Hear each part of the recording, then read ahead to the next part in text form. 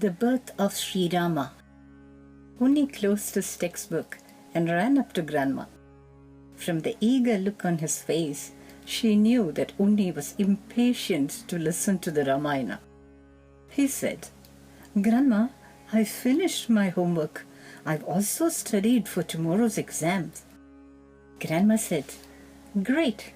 Then let us begin the tale of the Ramayana and the great Prince Rama. Now, listen well. Dasharatha was the great and most powerful king of the kingdom of Kosala.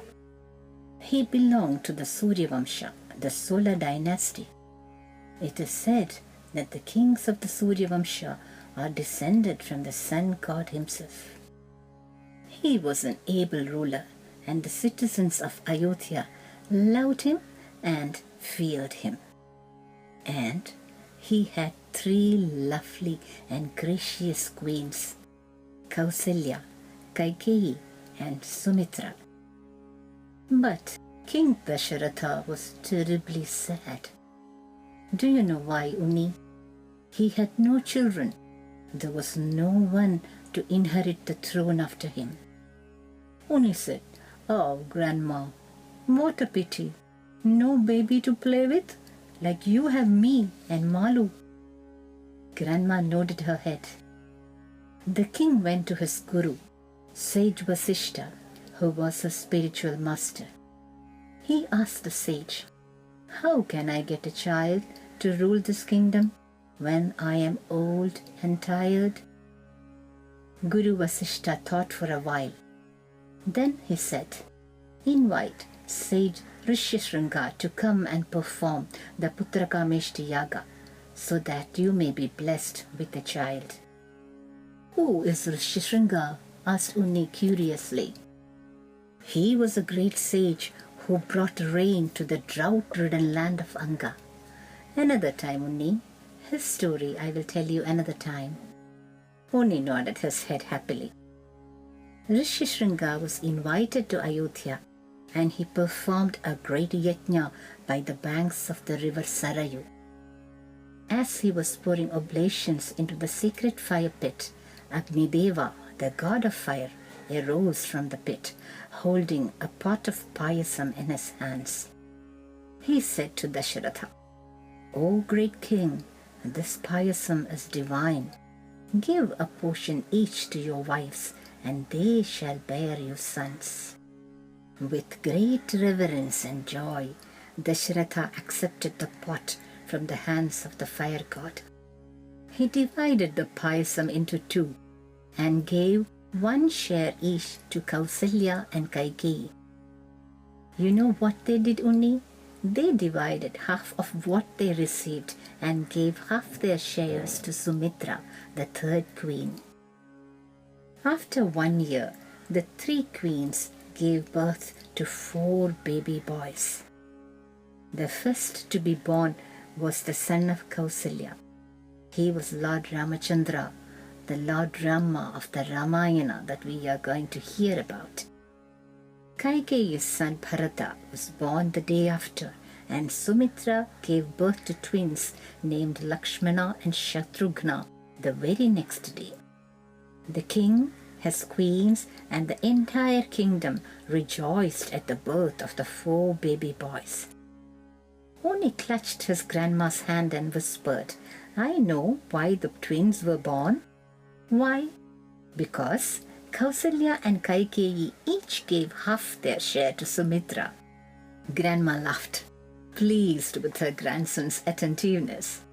"Yes, Unni, there is one very important thing we must understand. We must always share what we have with others, even special gifts, even ice creams. Sharing makes us more caring and considerate. Now, let me tell you the secret behind the birth of the 4 boys." "Is there a secret?" Unni inched closer to his grandmother. His head rested gently on her chest. Grandma stroked her grandson's soft hair as she continued, "Yes, there is indeed a secret. There was a cruel demon king, an asura named Ravana who ruled the island of Lanka. Once he performed many long years of penance to please the Lord Brahma, the creator of this universe. Pleased with the long years of Ravana's tapas, Brahma appeared before him. He was ready to give the asura Ravana any boon that he wanted. Ravana said, "Make me lord of the 3 worlds. Only a human being should be able to kill me." Ravana knew that no puny human could match his own immense strength. Brahma granted him the boon.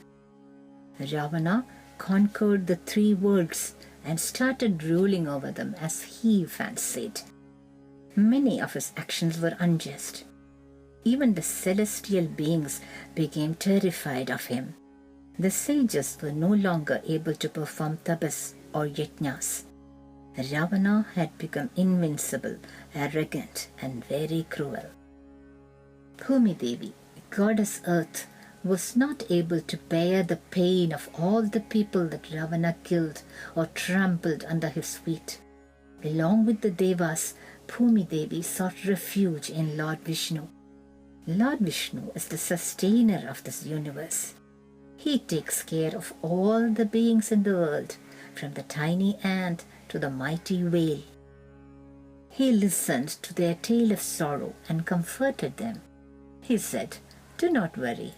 Go back in peace. I shall take an avatar on earth to destroy the evil Ravana and his race of asuras. I shall be born as Rama, the son of King Dasharatha of Ayodhya." Unni was listening intently to his grandmother's words. She continued, "Sri Ramachandra was the incarnation of Lord Vishnu. Lakshmana, Bharata and Shatrughna were partial incarnations of the Lord too. The Devas, the celestial beings, took birth as monkeys. Lord Rama, the Prince of Ayodhya, was born in this world to kill the asuras and to cleanse the world of evil, to bring humanity back to the path of righteousness." Unni's face was shining and his eyes reflected awe and wonder. Grandma hugged Unni tightly and said, "God is always compassionate, Unni. When wickedness flourishes, the Lord incarnates to destroy evil and to restore righteousness. The Lord has taken many avatars when dharma was in decay and adharma swept over the world. To restore dharma and to destroy adharma, to protect the righteous, the Lord will take birth again and again. If an evil person acquires strength, he will wreak disaster on the world. The only way to resist such evil is to take refuge in the Lord. Even if the wicked are very strong, God will incarnate to destroy them on hearing the prayers of the noble."